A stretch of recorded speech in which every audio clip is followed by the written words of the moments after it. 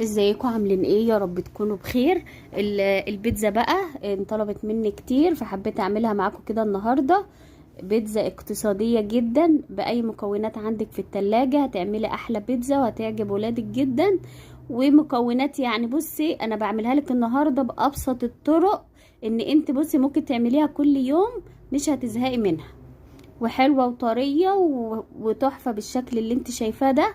لو حابة تضيفي اي مكونات زيادة عن اللي انا هعملها براحتك، حابة تعمليها زي ما انا عملتها كده اقتصادية جدا هتعمليها وهتطلع معاكي تحفة. احنا هنستخدم كده ايه، كيلو من الدقيق. كيلو من الدقيق هتضيفي عليهم رشة من الملح، وهتضيفي عليهم معلقة كبيرة من اللبن البودرة، او لو ما عندكيش مفيش اي مشكلة استغني عنها خالص. وهتضيفي معلقة صغيرة من البيكنج باودر، وهتعجني بزبادي يا اما هتعجني بلبن رايب.